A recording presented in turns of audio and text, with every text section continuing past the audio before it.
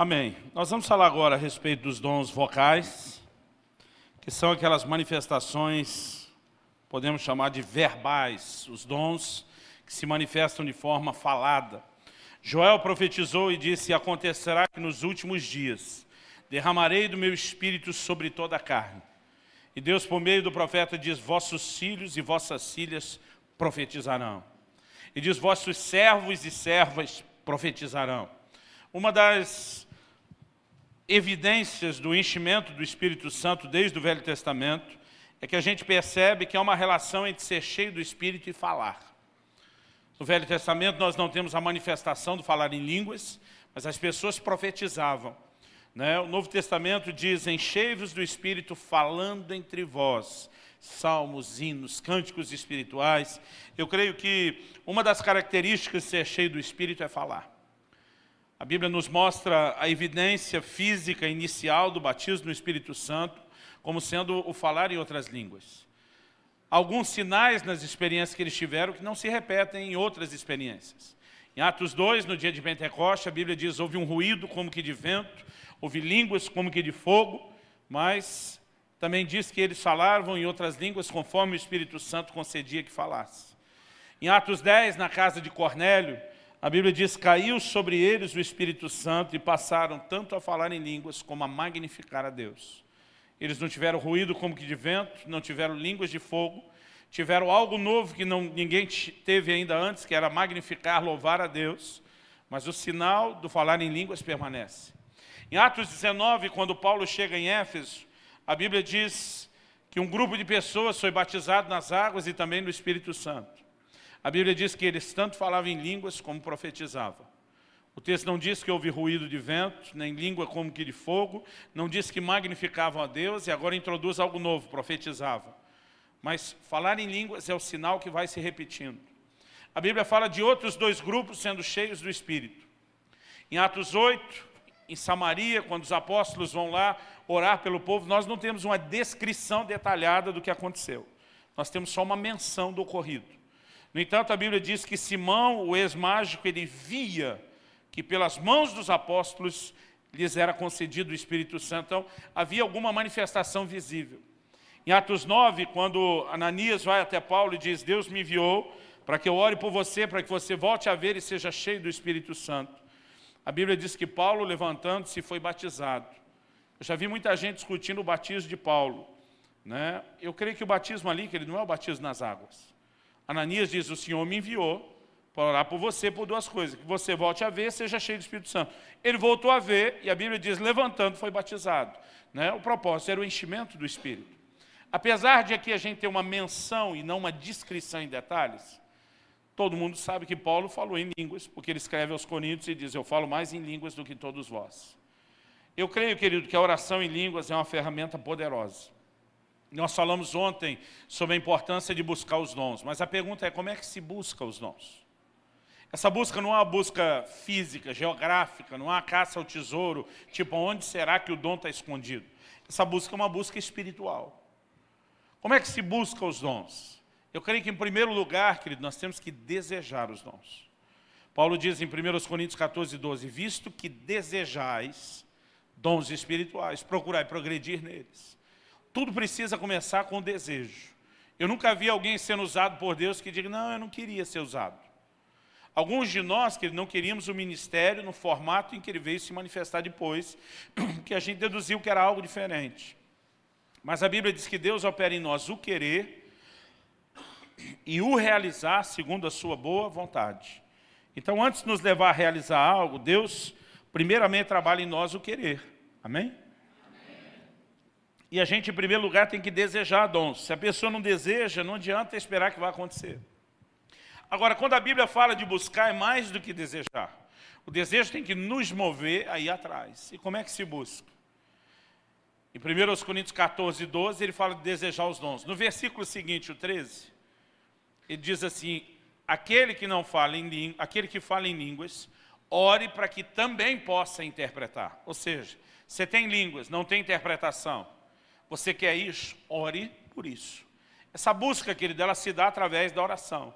Tanto uma oração específica, como por um dom específico, como a própria vida de oração.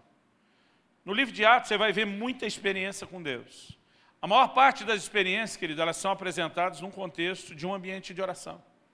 Atos 2, dia de Pentecostes, quando o Espírito Santo caiu sobre eles, o que eles estavam fazendo? Atos 1,14 diz, perseveravam unânimes em oração. Atos 3, quando um paralítico é curado e levantado à porta do templo, a Bíblia diz que Pedro e João iam como de costume à hora da oração. Estavam indo para orar, eles não estavam indo para ver milagre. Atos 4 diz que tremeu o lugar onde estavam reunidos, todos foram cheios do Espírito Santo. O que é que eles estavam fazendo lá? Orando. Quando o anjo de Deus aparece a Cornélio, o que Cornélio estava fazendo? Orando. Quando Pedro tem uma visão no telhado da casa onde ele está hospedado, o que ele estava fazendo? Orando. Quando Ananias tem uma visão do Senhor Jesus, estava orando, e o Senhor diz, Paulo está 3 dias trancado em oração e viu um homem chamado Ananias entrar. Você vê Jesus aparecer para Paulo no templo, o que ele estava fazendo no templo? Piquenique? Não, estava orando. A maior parte, querido, das experiências acontece no ambiente de oração. Eu contei quando meu irmão viu um anjo atrás do meu pai, o que meu pai estava fazendo? Orando. Nós como igreja, querido, oramos pouco, não só especificamente por dons, mas nossa vida de oração é fraca. E muitas vezes o sobrenatural não chega a ser ativado, porque a gente se envolve pouco. Mas além da oração, da vida de oração, da oração específica, né, pelos dons, eu creio que nós precisamos aprender a importância da oração no Espírito Santo, da oração em outras línguas. Eu lamento não ter conseguido trazer, né, esse meu livro, o Falar em Línguas, a linguagem sobrenatural de oração, porque a gente ensina muito sobre vida no Espírito ali. O Espírito Santo, que ele não deu uma linguagem de oração para mim e para você, só para que a gente tivesse uma espécie de diploma. Recebi o que eu preciso. A oração em línguas é uma ferramenta de edificação. Paulo diz, o que fala em línguas edifica-se a si mesmo. Ele diz, eu dou graças a Deus porque eu falo mais em línguas do que todos vós. Ou seja, Paulo estava dizendo, eu uso esse negócio muito mais do que vocês, e eu sou grato a Deus de usar o que me foi dado. Eu acredito que a oração em línguas, ela de fato vai fazer toda a diferença na vida de quem quer entrar no sobrenatural. Oração em línguas não é para quando você está num culto, sente um arrepio, aleluia, fala as 3 palavrinhas. Oração em línguas, querido, é algo que a gente deve usar de forma contínua, regular, diariamente.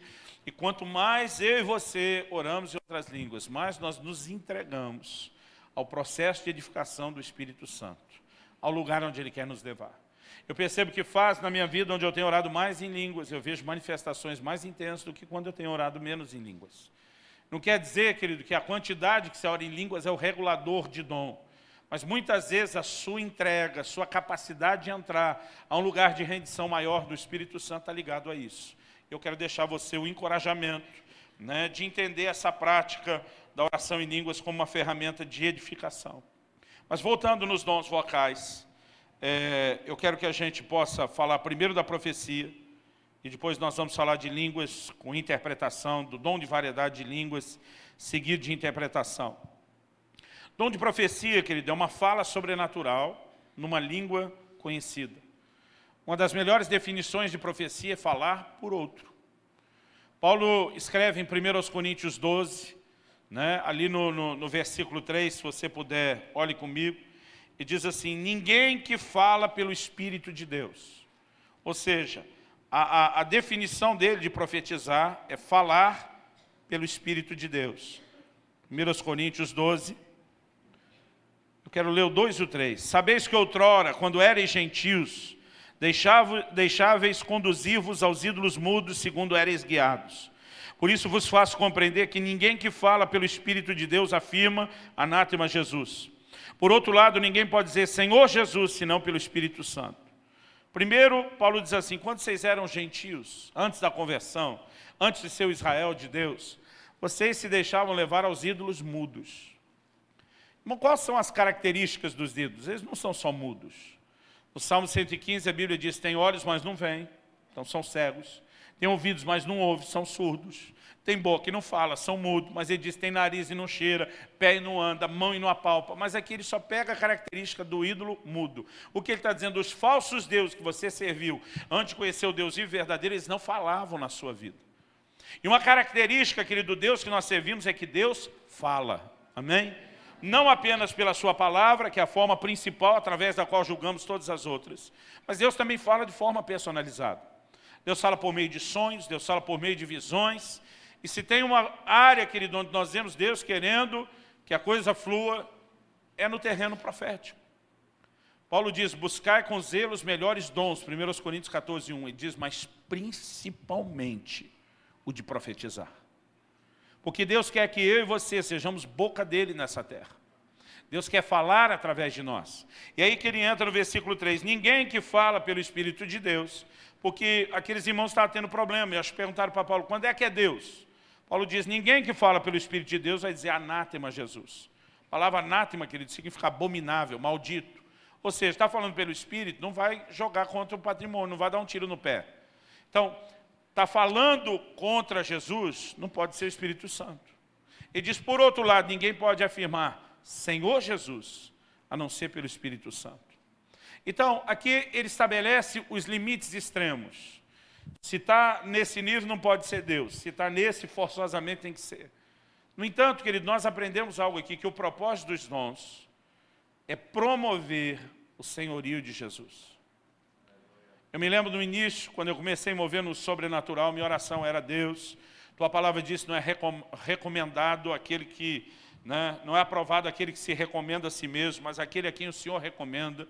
Então eu ficava orando, manifeste teus sinais, para que todo mundo saiba que eu sou homem de Deus. Um dia eu estava orando, o Espírito Santo disse, para quê que é mesmo que você quer os sinais? É para que minha obra seja feita, é para que meu nome seja exaltado, é só para os outros saberem que você é homem de Deus. Eu fiquei até envergonhado, falei, se der para ser os dois, porque eu também quero que saibam que sou homem de Deus. Né? Há um momento onde você entende, querido, que o propósito é você entender como João Batista, convém que ele cresça e que eu diminua. Os dons não são uma oportunidade para a gente aparecer e brilhar, querido. São uma oportunidade de nós servirmos as pessoas e permitirmos que Jesus seja exaltado. Amém? Agora, nós precisamos entender que se a Bíblia dá tanto destaque a essa questão profética, querido, ela não é sem importância. Eu creio que quando nós falamos da questão da profecia, a gente precisa entender o aspecto simples. A Bíblia diz o que profetiza, fala aos homens exortando, consolando e edificando. Bom, às vezes eu estou pregando e eu falo algo por inspiração de Deus. E eu sei que aquilo está vindo por inspiração do Espírito Santo. Não quer dizer que profetizar seja pregar, mas muitas vezes quando eu estou pregando, eu sei que eu falo pelo Espírito de Deus algumas coisas. Um dia eu estava pregando e eu dei um exemplo. Falei, por exemplo, a irmã não pode ter filho, já há tanto tempo sem engravidar. No entanto, Deus reverte a sua situação. Eu estava dando um exemplo. Na minha cabeça aquilo era só hipotético. Um mês e pouco depois, uma irmã veio me testemunhar, pastor, aquele dia que o Senhor me revelou, Deus fez. Eu falei, que dia que eu te revelei que eu não lembro? Não, o senhor estava pregando, apontou para mim, falou da irmã que não pode ter filho, descreveu minha situação, né, tal. Eu falei, não, irmã, eu estava dando um exemplo hipotético, eu nem vi você ali, nem sei das suas... Não, o senhor apontou para mim e falou minha história. O senhor não revelou. Então tá bom, então revelei, ué. Aí disse, tanto revelou que depois de anos aconteceu. Eu falei, então revelei mesmo. Mas tem hora, querido, que você não faz ideia. E há momentos que Deus conscientemente te move a falar algo específico. A gente pode ver profecia, querido, desde aquele aspecto mais simples. Por exemplo, um dia Deus estava me incomodando a pregar uma mensagem, que é uma mensagem que eu prego quase todo ano na minha igreja, sobre família. E eu não queria falar ela de novo, porque eu estava preparando uma outra que eu pensava, essa sim é boa. Né? E minha cabeça ia naquele lado, querendo falar aquela mensagem nova, meu coração dizia naquela outra. Eu lembro que uma hora eu peguei e deixei a Bíblia em cima da mesa e falei, Deus, fala comigo de forma clara. Que minha cabeça ia numa direção, meu coração em outra. Falei para Deus, normalmente é o coração que está certo. Mas eu quero ter certeza do que o Senhor está falando. Eu estava ali orando, e de repente minha filha, que estava no quarto tocando piano, ela levantou, está com 13 anos hoje, mas ela devia nem ter 10 anos quando isso aconteceu. Ela levantou, acho que tinha 8, 9 anos. Ela levantou do piano, parou de tocar, veio. Puxou a cadeira, sentou do meu lado, sorriu para mim, eu sorri de volta. Ela olhou para mim e falou, papai, o senhor já sabe o que o senhor vai pregar hoje? Aí eu já fiquei meio aborrecido. Falei, isso lá é da sua conta, minha filha? Falei, por que é que você está perguntando isso? Falei, eu não sei ainda o que eu vou pregar. Ela falou, porque enquanto eu estava tocando, Deus colocou no meu coração de fazer uma pergunta. Por que é que o senhor não prega a mensagem tal? Ela deu um nome, era essa mensagem que estava no meu coração, não na minha cabeça. Eu levei um susto. Eu falei, de onde é que veio esse negócio? Eu falei, não sei, Deus pôs no meu coração te perguntar. Eu falei, você conhece a mensagem? Porque na nossa igreja, até aos 10 anos, as crianças saem, elas não ficam no culto. Eu falei, eu nunca ouvi você pregar, mas eu sei que você tem um DVD com essa mensagem, eu me lembrei disso. Mas eu senti só de te perguntar, te amo, pai, Deus te abençoe, voltou a tocar. Falei para Deus, tá bom, combinado, eu prego a mensagem. Agora, se você olhar, que não parece ser tão espetacular, a não ser pelo fato de que ela acertou na mosca e me veio responder. Agora, alguns anos atrás, isso foi em 2011, passei por um momento muito difícil, né? Perdemos uma pessoa que deixou de ser parte da nossa equipe ministerial, deixou o ministério, deixou a mulher, os filhos, a família, foi algo muito doloroso para a gente. No dia que eu recebi a notícia da decisão, né, desse irmão que era um pastor da nossa equipe, aquilo me tirou o chão debaixo do pé. Fiz de tudo para convencê-lo do contrário, não consegui. E eu saí com aquela notícia, com aquela bomba ainda no colo, e tive que ir para uma conferência do MDA Sul, que a gente estava fazendo lá, da qual eu era não só um dos preletores, mas um dos organizadores. E eu tive que ir daquele jeito para a conferência, fazendo cara de paisagem, fingindo que não está acontecendo nada, porque eu tinha responsabilidades lá. À tarde, quando não tinha conferência, eu estava recebendo vários missionários e alguns pastores da África em casa que decidiram também participar da conferência. Então eu tinha que ser anfitrião, dar atenção para a turma toda. Quando chegou a noite, era uma quarta-feira, né, que é o dia que a maioria das nossas igrejas lá preserva para as células, para os grupos familiares, não ia ter reunião à noite. Então eu cheguei em casa, abri o computador e comecei a repassar o esboço da mensagem que eu ia pregar na manhã seguinte. Só que quando eu estava ali com o computador aberto, repassando, eu lembro que eu fechei o computador, falei, Deus, eu não preciso estudar essa mensagem. Eu já preguei tanto isso que eu sei de cor. Eu falei, o que eu queria aqui não era encher minha cabeça de informação, porque o que eu queria amanhã não era transbordar informação. Falei para Deus, o que eu queria transbordar era a tua presença. Mas eu comecei a me desculpar, falei, o Senhor viu como foi meu dia. Eu logo cedo recebo uma notícia daquela, tive que ir para a conferência, fazer cara de paisagem, tive que ser anfitrião para os outros. Falei, não consegui ter tempo com o Senhor hoje, não consegui me trancar no quarto para ter tempo contigo. Falei, agora no fim do dia que eu posso fazer isso, eu não estou só cansado, eu estou arrebentado emocionalmente com esse negócio e não sei nem se eu dou conta de entrar lá no quarto para ter algum tempo com o Senhor. Eu estou falando isso, o telefone começa a vibrar na mesa, estava no silencioso. Eu pego o olho, um amigo meu, que é absurdamente profético. Eu não queria atender o telefone porque eu estava orando, mas eu pensei, logo ele. Falei, vou pelo menos atender e dizer que não posso agora. Na hora que eu atendi o telefone, nem alô ele falou do outro lado, já estava falando em línguas. Aí ele me disse, está falando para Jesus que não conseguiu ter tempo com ele hoje? Eu pensei, oh. Ele falou assim, ele mandou te dizer que ele viu a notícia que você recebeu hoje cedo, que tirou o chão debaixo do seu pé. Mas ele viu que você foi responsável para continuar trabalhando para ele, como se nada estivesse acontecendo, apesar da sua alma estar no estado que estava por dentro.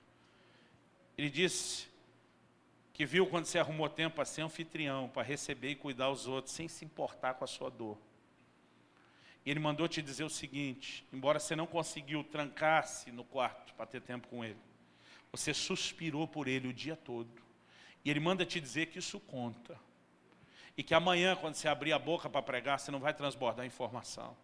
Porque a presença dele vai se manifestar. E desligou, sem me dar chance de falar nada. Olhei para o celular e falei, Deus existe. Tem horas, querido, que a profecia pode vir da forma mais simples possível, como veio através da minha filha.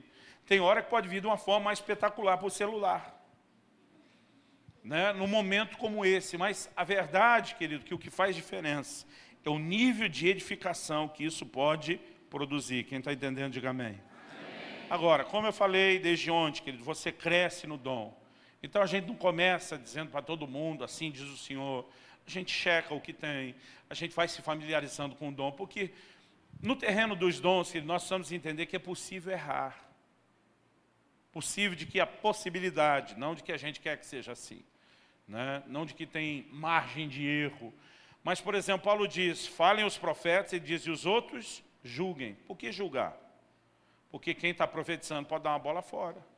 Então tem que ter gente ali, não é só julgando para dizer certo ou errado, mas ele diz, todos podem profetizar para que todos aprendam. Então, os que têm mais experiência, que eles devem treinar os que não têm. Então, por exemplo, muitas vezes meu filho diz, papai, como é que Deus te dá essa convicção quando você fez isso? Naquele culto, quando o Senhor chamou aquela pessoa para profetizar, o Senhor já tinha a palavra ou ela veio na hora? Eu falei, não, eu tinha o começo. Quando eu dei a primeira parte, o resto veio. Né? Há um treinamento, querido, que a gente pode trazer e passar, que não são só regras, mas é uma avaliação. Então, olha, quando você for falar isso, você não precisa ser absoluto. Eu muitas vezes digo para meus pastores, se você não tem certeza, porque o testemunho interior às vezes não é absoluto, né, meio subjetivo, eu falei para eles, se você não tem certeza, diz, é como se, a Bíblia diz, houve um ruído como que de vento, não diz que foi de vento. Houve línguas como que de fogo, não diz que foi de fogo, está faltando a capacidade de explicar algo. Então eu falei, você pode usar esse linguajar, que não é para ser evasivo, mas é tentar não determinar aquilo que nem você ainda sabe. Então, há alguns cuidados, querido, que nós podemos e precisamos ter. Então, eu creio que a profecia, querido, ela precisa ser submetida a julgamento, porque a questão não é só se eu tenho a palavra certa. Eu já vi gente ter a revelação certa e fazer a aplicação errada. Ou seja, ele tem de fato uma palavra de Deus, mas na hora de aplicar, ele foi para o lado errado. Então, a gente tem que ter o cuidado. Eu estava num culto uma vez e o Senhor falou comigo, vou recolher alguém da congregação. Eu levei um susto. Isso foi numa quinta-noite. Chamei os pastores e falei, alguém vai morrer. Eles falaram, por quê? Eu falei, Deus me disse, vai recolher alguém da congregação. Aí um falou, será que não é para orar contra? Eu falei, pode tentar orar à vontade. O que veio no meu espírito está determinado, vai acontecer. Aí passou a quinta, sexta, sábado, estava no culto domingo adorando, eu ouvi de novo aquela voz, agora mais forte. Eu falei, olha, com a força que eu ouvi hoje, eu acho que não passa dessa noite. Aí de novo, aquele irmão, não é para orar contra. Eu falei, irmão, você pode tentar, eu duvido. Alguém vai embora hoje. Eu falei, imaginando que Deus não vai levar ninguém como Elias num redemoinho, alguém deve morrer. Aí falei para o nosso pastor principal, posso falar isso no microfone? Eu lembro que ele olhou para mim e falou, você está louco? Aí eu que reagi indignado, falei, você não crê que Deus está falando comigo? Ele falou, justamente porque eu creio, eu não vou deixar você falar. Falei para ele, aí não estou entendendo, você crê e não posso falar? Ele falou para mim, você sabe quem vai morrer? Falei, não. Ele falou, você vai falar para mais de 1000 pessoas que alguém vai morrer sem dizer quem é, deixar todo mundo em pânico? Eu pensei, por um lado pode ter esse terror em massa. Falei, por outro pode ser um avivamento, vai ser um tal de nego reconciliando com a sogra, entregando dízimo atrasado, vai ser um mover, vai ser avivamento. Eu lembro que ele falou, eu não quero avivamento a esse preço. Aí eu lembro que eu dizia para ele, eu dizia, Marrelo, se falar depois, ninguém acredita, isso aí que nem no fim do jogo, o torcedor levanta a plaquinha, já sabia, mas se o time não ganha, ele sai com ela enrolada. Aí eu falei, não adianta falar depois ninguém acredita, você tem que saber que tem um homem de Deus nessa casa. E a gente tem que falar antes. Ele falou, você tem testemunhas. Ele não me deixou falar, eu dou graças a Deus que não me deixou falar. Aquela noite um rapaz, 35 anos de idade, graças a Deus era solteiro, não casado. Né? Ele veio a falecer numa condição que a gente entendeu porque Deus falou aquilo. E na hora de conversar com a família, eu lembro que todo o presbitério foi comigo. E eles disseram, quinta noite, domingo, né, à noite, o pastor Luciano nos comunicou essa palavra de Deus assim, assado. No desdobrar da circunstância, a gente entendeu a importância de ter ouvido. A família foi consolada com aquilo e a gente não precisou aterrorizar ninguém. Então não adianta só ter a revelação certa, querido. Da maneira como nós vamos administrar aquilo, ela também requer cuidado. Algo que eu tenho aprendido é que a gente tem que saber ser ético.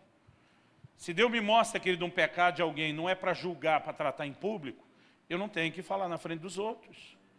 Eu posso ir no ouvidinho da pessoa e ter uma conversa só com ela. Porque a gente precisa ter ética. Eu assisti uma cena uma vez de um homem de Deus que teve a revelação certa. Ele pregou uma mensagem sobre restauração da alma, né, de como Deus quer trazer restauração para as nossas emoções. Ele foi muito feliz na exposição bíblica. No final ele chamou pessoas à frente que precisavam de um milagre nas suas emoções. E o evento, querido, eu estava lá junto, eu assisti isso tudo. Eu era um dos preletores. Era num ginásio, tinha pelo menos umas 5.000 pessoas ali. Aí muita gente veio à frente e de repente esse cara era muito usado em profecia, revelação. Ele aponta o dedo para uma mulher e diz, você... Quando você entrou aqui hoje, você falou para Deus, essa é a última chance que eu lhe dou para poder fazer algo na minha vida. E ele começou a descrever a dor da mulher, o problema da mulher, mas assim, todo mundo que a conhece diz que ele foi muito preciso.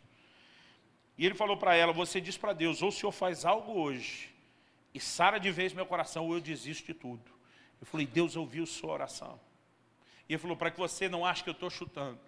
Ele disse, quando você estava grávida do único filho que você tem, você tentou abortar ele, não me lembro quantas vezes, acho que foi 3 vezes. Em nenhuma delas você conseguiu. E a razão pela qual você não conseguiu não é porque as suas tentativas foram erradas. Deus não permitiu, porque Ele tinha um plano na vida daquela criança. Você sabe que Ele te perdoou, mas você nunca se perdoa por isso. E Deus mandou eu te dizer hoje, gritar para vocês se for necessário, que você está perdoado, é hora de virar a página. Irmão, aquilo foi uma transformação na vida da mulher. No entanto, 2 semanas depois, quando os pastores de todas aquelas igrejas se reuniram para o evento, se juntaram para avaliar como foi o evento, o pastor daquela mulher falou, eu nunca mais quero ver aquele fulano no nosso meio. Falei, por quê? Falou que esse cara me criou um problema. Ué, a gente achou que aquela sua ovelha foi impactada, transformada. Falou, ela foi, mas agora nós temos outro problema. Aí perguntaram qual? Ele disse, o filho dela, que estava em pé do lado dela, e o cara não sabia que aquele adolescente era um filho.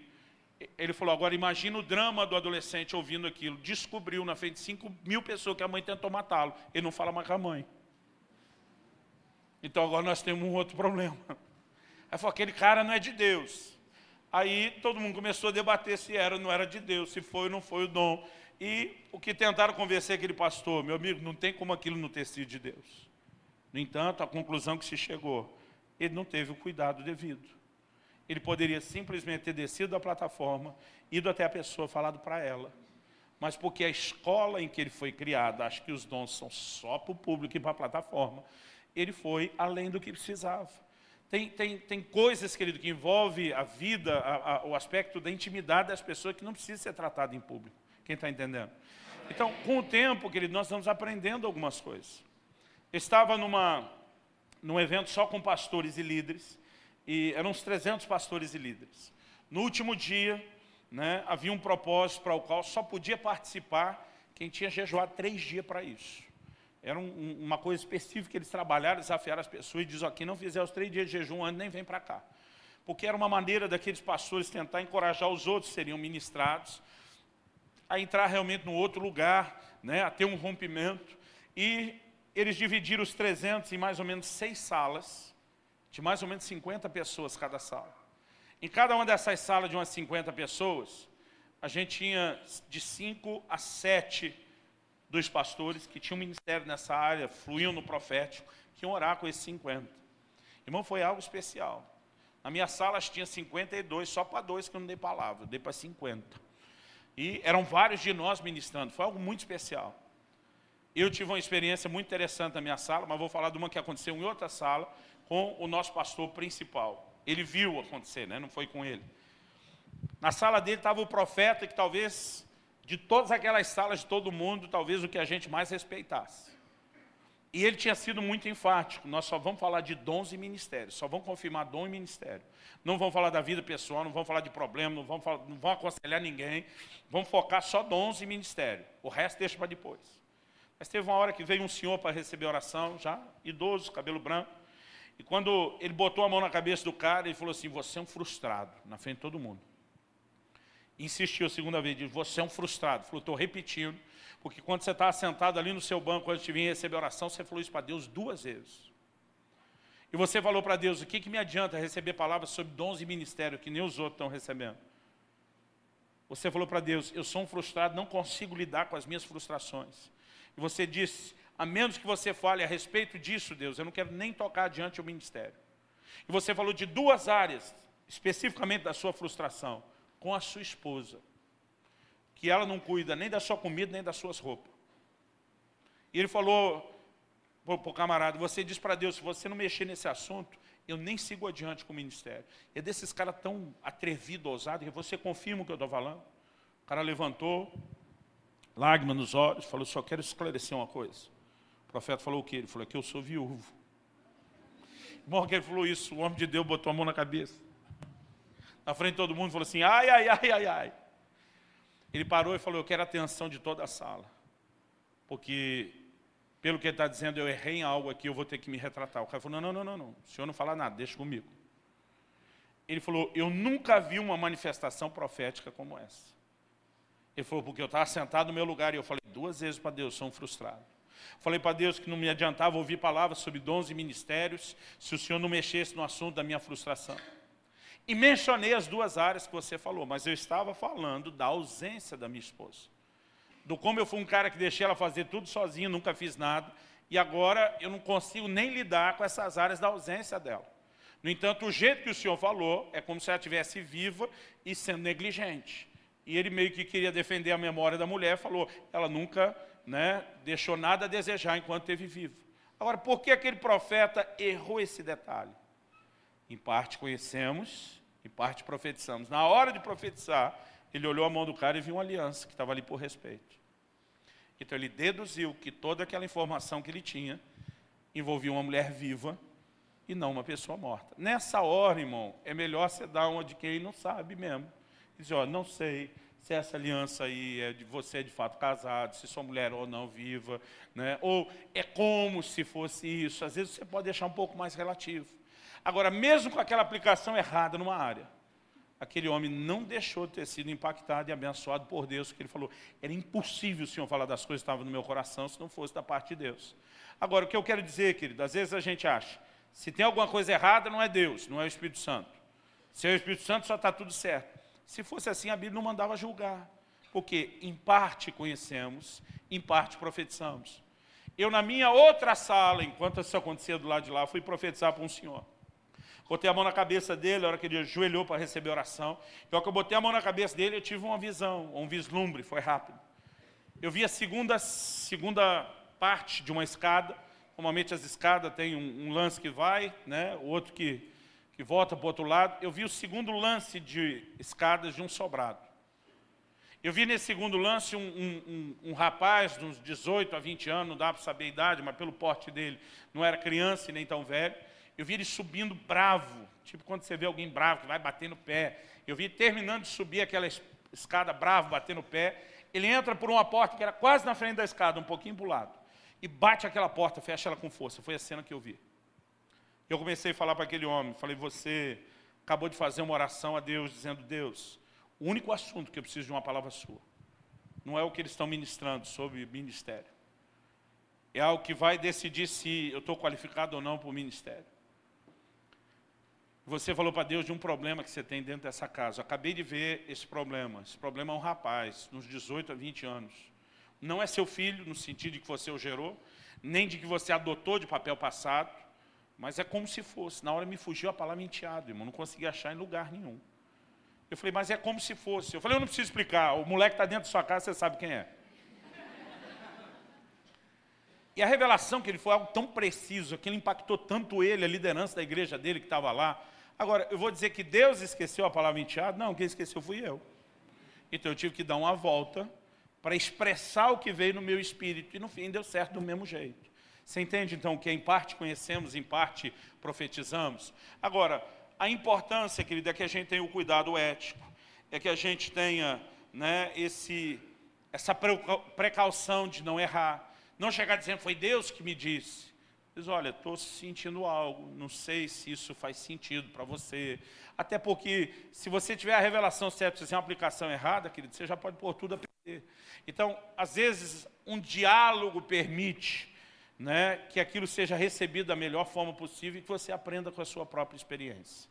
Amém? Eu creio, querido, que nos momentos em que oramos uns com os outros, nos grupos familiares, a gente deveria ficar bem sensível aos impulsos que vêm dentro de nós a respeito do assunto. Como se julga a profecia? A gente não julga o profeta, querido, a gente julga a profecia. Se ela for preditiva, o que raramente é, né? Passou a profecia, não é preditiva? Raramente ela é preditiva. Paulo diz, quem profetiza fala aos homens, exortando, consolando, edificando. Ele não diz, fala predizendo. Paulo escreve a Timóteo e diz, de acordo com as profecias que foram ditas a teu respeito, combate o bom combate, ou seja, luta por elas. Porque se fosse acontecer sozinho, Timóteo não tinha que lutar por isso. Às vezes Deus está sinalizando o que Ele quer fazer na vida de alguém. Se a pessoa não interagir, querido, aquilo não vai se cumprir. Agora, eu já dei palavra profética. Em tanto tempo vai acontecer isso. Isso é preditivo. Pontei o dedo, né, uma das primeiras experiências que eu tive com a palavra de sabedoria, Deus me falou de uma pessoa que eu encontrar numa das reuniões. Como ela está vestida, né, o tipo de óculos que ela está usando, o tipo de roupa, a cor da roupa, eu tinha todos os detalhes. E o Senhor me disse, quando você encontrar essa pessoa, você manda ela ficar em pé. E eu vou te revelar qual é o problema dela, ela vai ser curada na frente de toda a igreja. E eu saí para uma viagem de 17 dias, pregando todos os dias, em vários estados, eram em 5 estados. Eu acho que isso foi mais ou menos na 5ª cidade. Desde a primeira eu estava procurando. Nesse dia eu já tinha procurado, assim, passado um por um, enquanto pregava, não vi, a descrição tinha esquecido. No final do culto eu olho para uma irmã na primeira fila, esposa de um dos pastores, que ela sentou depois de eu fazer a vistoria. E de repente, a hora que eu olho para ela, o Espírito Santo diz, é essa quem é a mulher. Comecei a olhar, toda a descrição batia. Aí eu falei para Deus, então me diz o que é, que eu vou mandar ela ficar em pé. O Senhor me disse, não, esse não é o combinado, você manda ela ficar em pé, e eu te digo o que ela tem. Eu falei, não, o Senhor me diz primeiro o que ela tem, que eu vou perguntar se é isso antes. Não. E eu fiquei naquela briga com Deus, falei, seja o que Deus quiser. Mandei a irmã ficar em pé, quando ela ficou, contei a história. Falei, Deus me disse que ia revelar o seu problema. Irmão, foi os segundos, talvez, mais longos da minha vida. Eu ficava olhando para ela olhando para mim, todo mundo olhando para mim. E de repente me veio a palavra de conhecimento. Você tem um problema hormonal, um problema no útero assim, assim, assado. Isso tem te impedido de engravidar. Depois eu fui saber, querido, porque ela, né, esposa de um dos pastores, a igreja inteira estava orando por aquilo. Eu falei, Deus, manda eu te dizer que Ele não apenas está te curando hoje, mas em um ano, você vai estar com um menino no colo, ou no some de Deus. Depois que você fala isso, dá um desespero, irmão. Graças a Deus, ela foi curada, ela engravidou. Um ano depois nasceu o Caleb.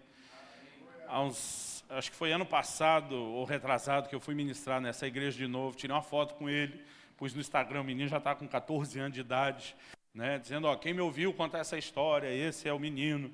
E é gostoso ver aquilo que Deus faz. Mas a menos que a palavra seja especificamente preditiva, né, a gente não vai julgá-la pelo cumprimento ou não. Como que a gente julga? Em primeiro lugar, está alinhada com a palavra de Deus? O mesmo Espírito Santo que nos move a profetizar, querido, é o que inspirou a palavra. Outro dia um cara falou para mim, não, Deus me deu uma palavra, de que essa mulher que eu tenho, quem me deu foi o cão, que ele vai me dar uma outra. Dispensa comentários, né? A gente deve julgar com outros profetas. Por que outros profetas devem julgar? Querido, não é só o certo ou errado. É o como está sendo feito, é qual a aplicação. E o que a gente precisa, querido, é ter um coração ensinável. Eu já fui muito corrigido por outros profetas maduros. Quando você der a palavra, não faça dessa forma, não fale dessa maneira, não faça essa abordagem, né? Todos nós, querido, precisamos de conselho e orientação. Quando alguém se fecha e não é ensinável, ele pegou um caminho perigoso e complicado. A razão pela qual Samuel começa a promover a escola dos profetas é porque eles entendem que juntos eram melhores e um podia ajudar o outro. Amém? Para terminar, dom de variedade de línguas e interpretação de línguas. Eu já falei que o dom de variedade de línguas não é a oração em línguas. A oração em línguas está disponível a todo crente. O dom de variedade de línguas, em 1 Coríntios 12, né, no versículo 28 a 30, Paulo começa a falar de algumas manifestações, ele diz, falam todos em línguas, interpretam todos, e a resposta ali implícita é não, porque os dons do Espírito, que ele diz, não são distribuídos da mesma forma para todo mundo. Há uma variedade na sua distribuição. E o dom de variedade de línguas, deixa eu tentar te ajudar a entender algo. Em 1 Coríntios 14, abre comigo lá, 1 Coríntios 14, a partir do versículo 1.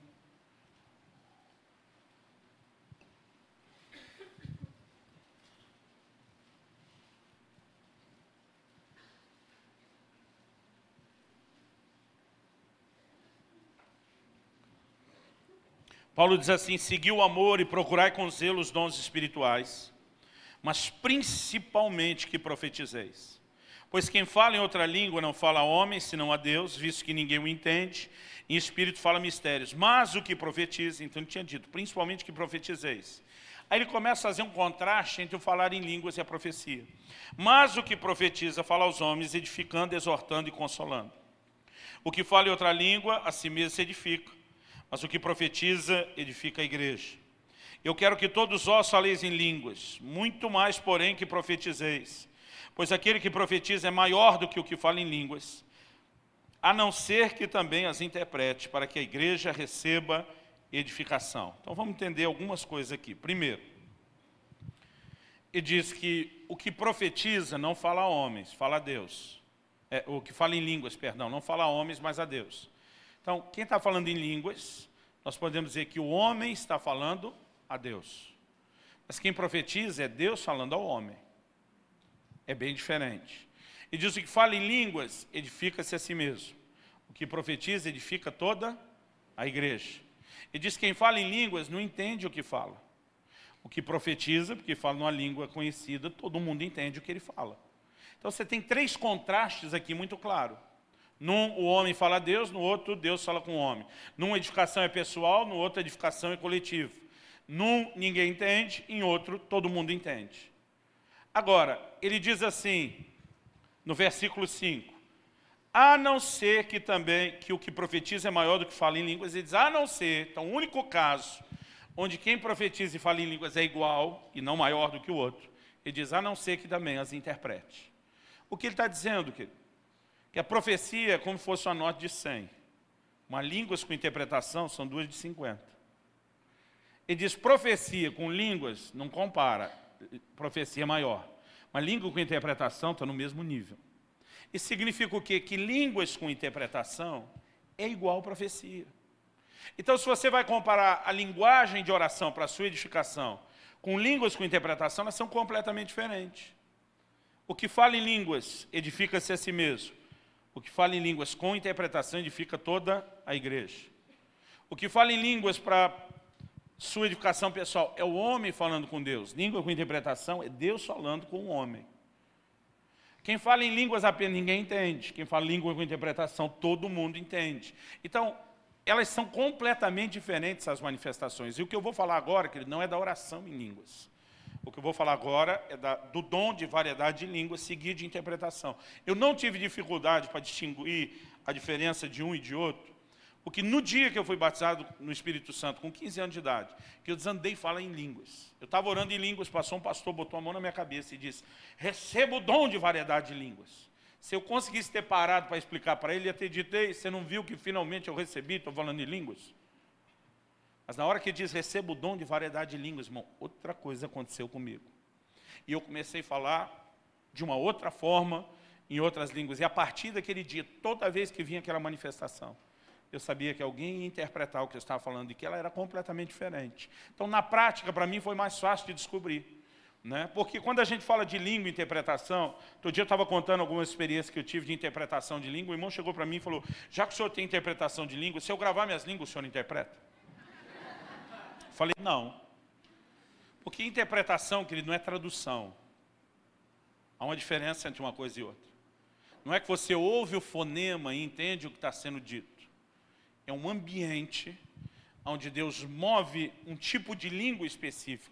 Porque Paulo diz o que fala em línguas, em espírito fala mistério, e ninguém entende. As línguas que você fala no dia a dia, que não é para ser entendida, nem por você, nem por ninguém. Alguém diz que nem o diabo entende.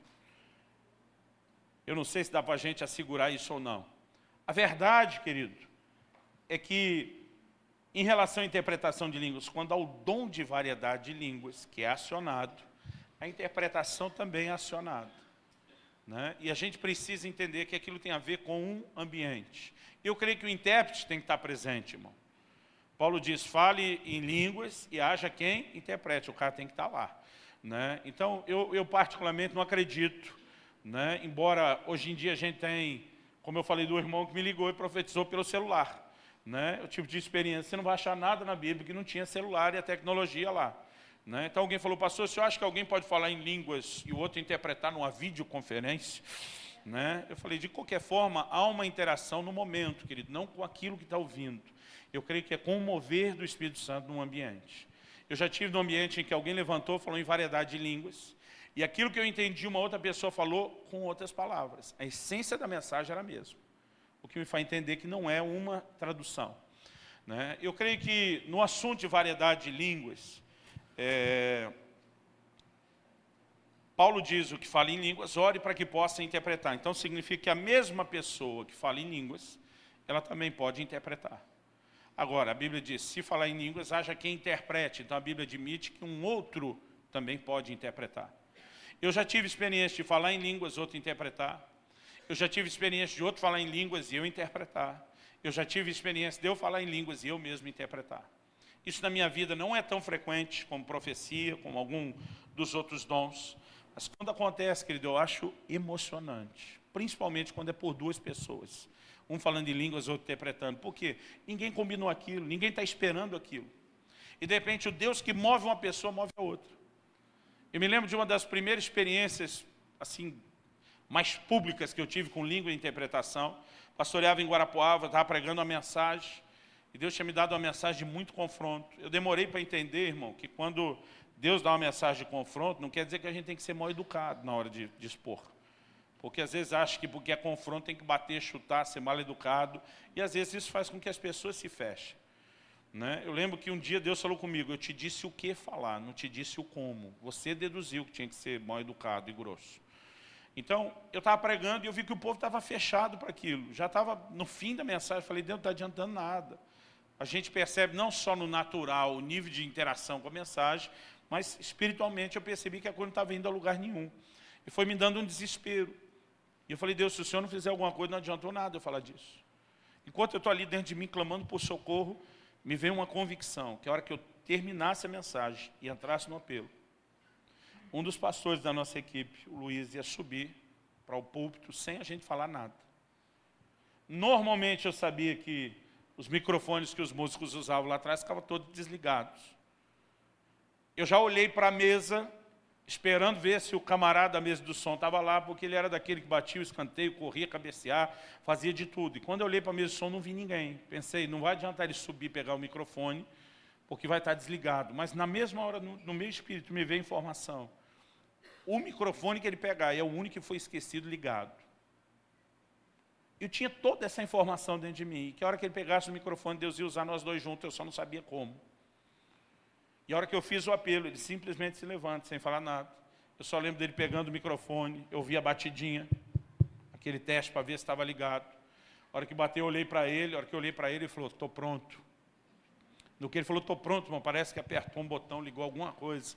Eu comecei a falar em línguas e ele começou a interpretar. A hora que eu terminei do lado de cá, ele terminou do lado de lá. Testemunho que eu vi de vários irmãos que estavam no apelo. Falou, pastor, que parece que não entrou no nosso coração em 50 minutos de mensagem. Em 2, 3 minutos de língua e interpretação entrou. Foi algo assim sobrenatural. Agora, aquele dia eu sabia que algo ia acontecer, embora eu não tivesse os detalhes. Na maior parte das vezes a gente não sabe.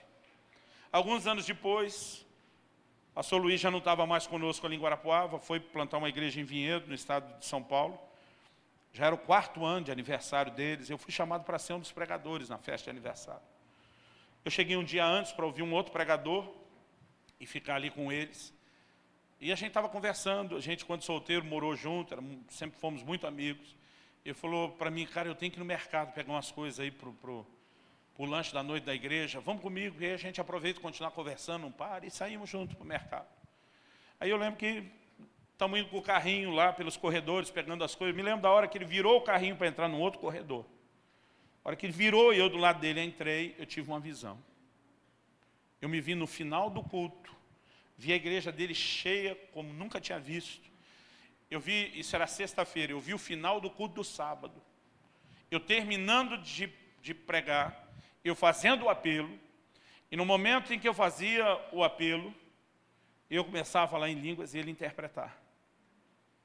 E na hora eu fiquei sem saber o que fazer com aquilo. Eu falei, será que eu estou lembrando da experiência que a gente teve um dia? O que é isso que eu vi? Eu não tive coragem de falar nada. Não foi aquele corredor todo, ninguém abria a boca, nem eu nem ele. Eu percebi que ele também estava em silêncio. De repente ele falou para mim, gordinho, tive uma visão. Falei para ele, eu também tive uma. Ele falou, o que você viu? Eu falei, fala você primeiro. Não, fala você. Aí ele falou para mim, eu vi o final do culto de amanhã. Eu falei, eu também. Ele falou, agora é a sua vez. Eu falei, o que eu vi foi quando eu estava terminando de pregar, eu fiz o apelo. Ele falou, eu também. A gente foi soltando informação, nós descobrimos que nós tivemos juntos exatamente a mesma visão. E eu fiquei impressionado porque isso nunca aconteceu, nem antes, também não aconteceu depois. Acredite ou não, querido, a gente naquele embalo, na correria, porque era de um dia para o outro, eu me esqueci completamente. Mas a hora que eu estou terminando de pregar no sábado, eu lembro que eu faço um movimento, eu olho para a igreja. O jeito que eu olhei era exatamente a visão que eu tinha tido. Eu me lembrei né, daquela quantidade de gente que nunca teve antes. Eu me lembrei de tudo. E já era a hora que eu estava indo para fazer o apelo. Só que na hora que eu fiz o apelo, começo a procurar ele. Eu não vejo ele no lugar que ele estava sentado. Me deu até agonia. Eu falei, se isso é de Deus, cadê o abençoado?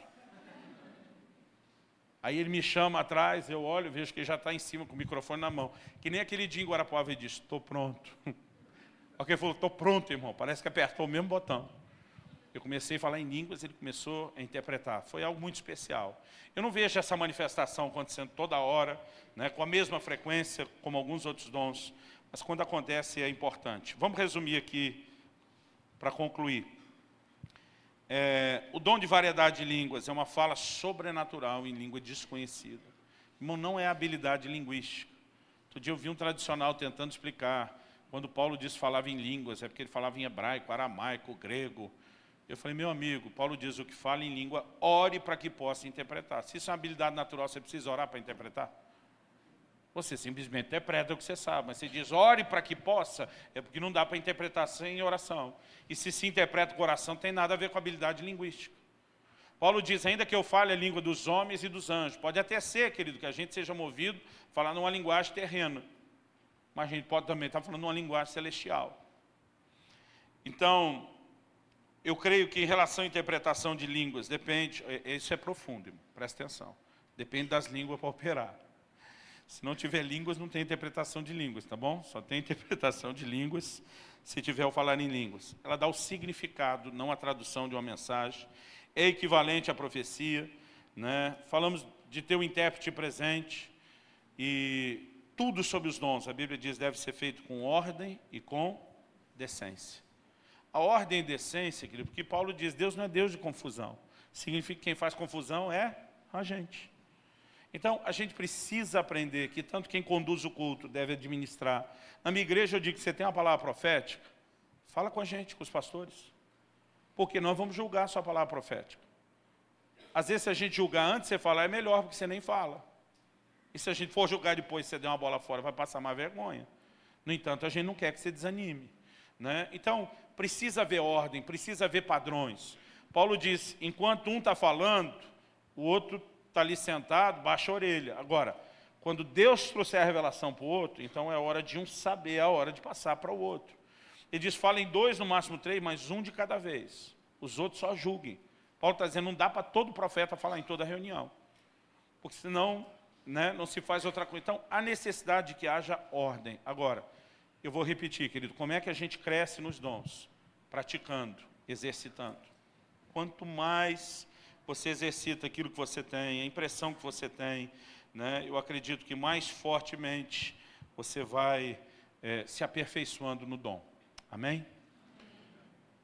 Nós vamos orar por transferência, e eu só quero dar algumas instruções. Irmãos, eu não senti durante a tarde, a princípio eu achei que eu estava preocupado só com o tempo, não tive uma direção específica de gastar tempo orando com os enfermos, ou dando aula prática. Eu estava até dentro do meu coração, na hora que voltei do intervalo, dizendo, Deus, não podemos ficar sem aula prática, né? E o Senhor falou comigo, por que a aula prática tem que ser só a cura? Por que você não dá a parte prática da profecia? Por que você não dá a parte prática da revelação? Né? E eu senti Deus dizendo, tem hora que você gosta de brincar, de se divertir, e é bom, irmão, quando a unção de cura flui, mas eu entendi que não era o propósito. No entanto, eu sinto que é uma unção de cura sobre nós. Então, talvez mesmo se eu não mencionar o seu problema, não der uma palavra para você, não te chamar para impor as mãos, eu creio que nós vamos ter gente sendo curada essa noite. E eu quero que você libere a fé do seu coração. Os melhores milagres que eu vejo, querido, não é gente que eu toquei e chamei. É gente que sozinho, naquele ambiente, compartilha o que foi que aconteceu. Smith Wigglesworth dizia que a fé faz com que Deus passe por cima de 1 milhão de pessoas e te ache onde você está. A Bíblia diz que onde estão 2 ou 3 reunidos no nome dele, o Senhor Jesus está presente. No livro de Apocalipse, ele se apresenta como aquele que passeia, que anda, que caminha no meio das igrejas. Eu tenho certeza que ele está no nosso meio hoje. E que você pode crer para isso. O que eu queria fazer, que não era um culto de cura, era uma aula demonstrativa, né? De alguma forma tentando apresentar o sobrenatural como algo simples. Mas eu creio que nós estamos num ambiente onde Deus ainda pode e vai nos surpreender. Deixa eu explicar o que nós vamos fazer. Em Romanos, no capítulo 1, abra lá comigo, no versículo 11.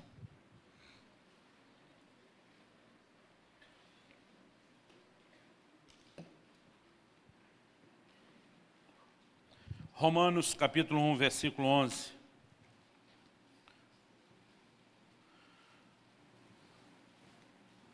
O apóstolo Paulo diz assim: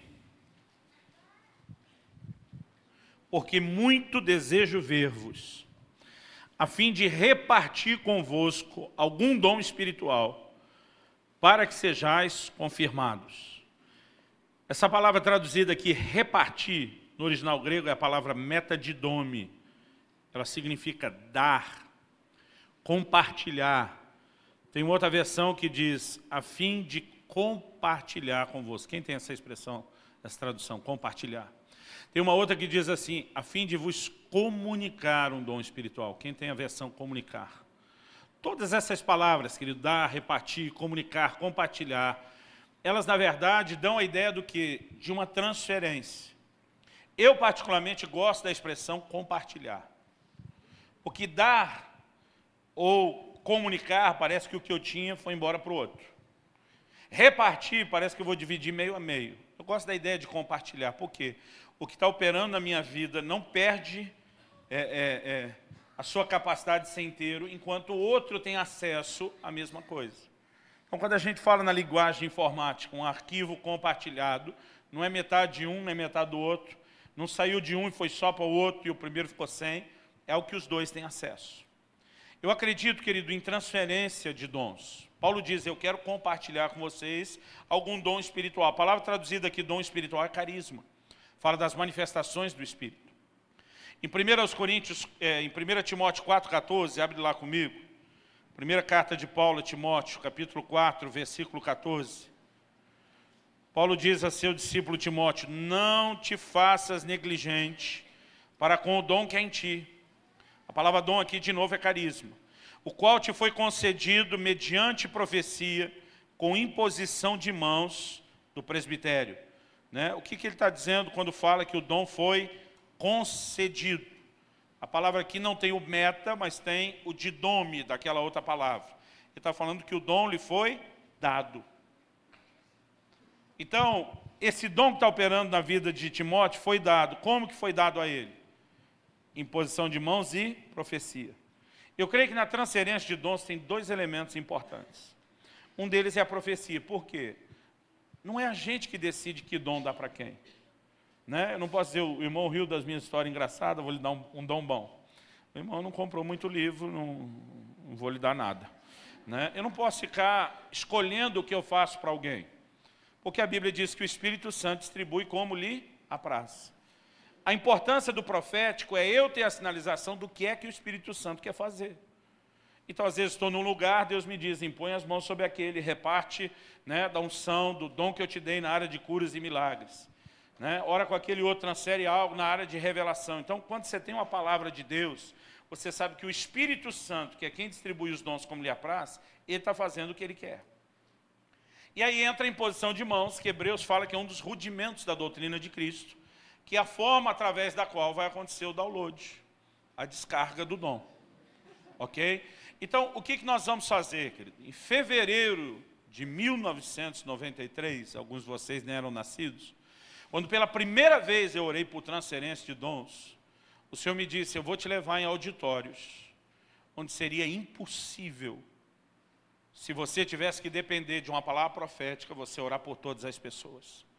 Eu já ministrei esse seminário, querido, dos dons do Espírito, né? já estive em auditórios de até 4.000 pessoas participando. Como é que você bota a mão na cabeça e profetiza um por um? É impossível. Então o Senhor me disse naquela ocasião, que eu estava orando por uns 200 só, Ele me disse, a partir de hoje, eu vou te dar um sinal, eu vou te dar sinais proféticos, que eles vão substituir a palavra profética e eles vão fluir de forma por atacado. Então o Senhor disse, eu vou tocar no corpo das pessoas alguns sinais de acordo com o grupo de dons, a categoria de dons. Então o Senhor me disse, quando você orar pelos dons de revelação, as pessoas vão sentir dois tipos de sinais. Ou vão sentir um sinal nos olhos, ou vão sentir um sinal no ventre. Tem homem que acha que ventre é coisa só de mulher. Que leu na Bíblia do ventre da mãe, então ele acha que ventre é só de mulher. Né? O ventre é o interior, querido. Então, para você que acha que não tem ventre, no abdômen. Né? Para você que não acha mais o abdômen por causa de uma barriga como a minha, é mais ou menos onde o abdômen deveria estar. E o Senhor me falou, vão ter 2 tipos de sinais. Por quê? Como nós falamos antes, querido, os dons de revelação se manifestam de 2 formas. Como? Testemunho interior ou visões. A Bíblia chama os sonhos de visões noturnas. Então, quando nós orarmos por esse dom específico, nós vamos ter 2 tipos de sinais. Os que sentirem um sinal nos olhos, é porque esses dons vão funcionar nessa área de visão, os sonhos. Os que sentirem um sinal no ventre, no abdômen, na barriga, né, vão, na verdade, ser aqueles que vão se mover nesses dons pelo testemunho interior. Quando nós oramos pelos dons de poder, né, lembrando então quais são os dons de revelação, palavra de sabedoria, palavra de conhecimento, discernimento de espíritos. Quando nós oramos pelos dons de poder, que são fé, operação de milagres, dons de cura, muitas pessoas, na verdade, provavelmente esse é o primeiro dom pelo qual eu vou orar. Muita gente vai sentir um sinal nas suas mãos. Pastor, como que é o sinal? O sinal de um para o outro, querido, muda e muda muito, tem muita variação. Eu vou falar os sinais mais comuns que eu ouço as pessoas dizer. Pastor, minha mão esquentou, do punho para baixo. Às vezes, quando eu vou orar em pôr mãos, eu pego a mão de alguns para sentir. Tem mão, irmão, que está fervendo, tá quente. Tem mão que a temperatura muda ao contrário, fica gelada. Tem umas mãos que eu pego do punho para baixo, está gelado, parece sair da geladeira. Né? Tem gente que ele não tem a sensação de que mudou a temperatura. Tem gente que começa a dar choque, como se estivesse correndo eletricidade na mão. A mesma coisa, querido, vale para os olhos, né? Para o ventre. Os sinais acontecem nos lugares diferentes, de diferentes maneiras. Tem gente que sente, pastor, é como se estivesse vibrando, como se eu estivesse segurando a britadeira, mas eu olho, minha mão está parada, mas por dentro ela está vibrando. Tem uns que não vibra só por dentro, vibra por fora. Parece que perde o controle da mão. Se você estiver perto de um desses, cuida para não tomar um santo tapa, né? Aleluia! E os sinais, queridos, são variados. Eu não quero ficar tentando dizer tudo que pode ser o sinal. O que é importante você entender é alguma coisa que você não está sentindo antes da oração. Porque não adianta você falar, puxa, pastor, minha mão está dormente, mas você ficou sentado em cima dela o tempo todo. Aí é fraude, é fake, tá certo? Não está valendo. Mas é algo que você não está sentindo e vai sentir na hora. Quando oramos pelos dons vocais, né, profecia, variedade de línguas, interpretação de línguas, muitos vão sentir um sinal na sua boca, no lábio, na língua. Pastor Luciano, pode acontecer de alguém não sentir nenhum sinal? Sim. Eu mesmo nunca senti nenhum sinal, irmão. E não foi por falta de sinal que eu fiquei sem mover nos dons do Espírito. Então, nenhum de nós depende do sinal. O sinal normalmente é uma confirmação, é um encorajamento maior, é uma sinalização mais específica. Agora, pastor, se eu não receber o sinal, então é porque Deus não me ama? Não, criatura. Talvez você não precise da confirmação, já está movendo no dom. Talvez não seja o momento em que isso vai acontecer, né? Mas eu quero que você deixe aberta a possibilidade de acontecer. Porque tem uns que você fala assim, olha, irmãos, Deus me mostrou que tem um aqui que não vai receber. Sempre tem aquele que diz, tenho certeza que sou eu. Porque ele já crê que não vai acontecer. Né? Então, vamos deixar o negócio aberto. Né? Eu mesmo, eu tenho hora assim que me dá uma santa inveja. Eu digo, Deus, eu vejo todo mundo ter sinal. Né? E eu não tive esses sinais.